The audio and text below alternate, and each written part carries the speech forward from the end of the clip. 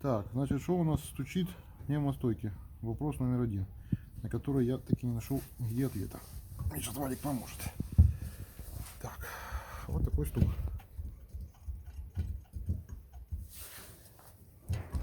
Ехать нереально. Тарабанит так, что кажется, что-то под машиной молотком тебе стучит.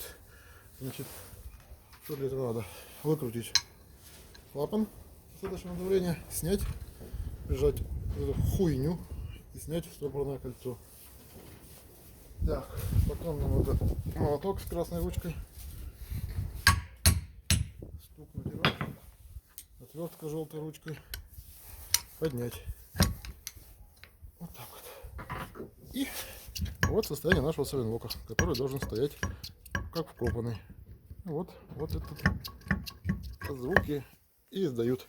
Поменять этот сайлентблок на сервисе, который занимается восстановлением пневмостоек, стоит примерно $200. Цена сайлентблока 200 гривен. Время работы 15 минут. 20. Может даже не снимать стойку с машины, просто на машине это все дело снять, вытащить сайлентблок. И все. Ну, лучше, конечно, снять стойку с машины тоже, в принципе, 15 минут дело. Ну, вот так вот. Все, всем пока.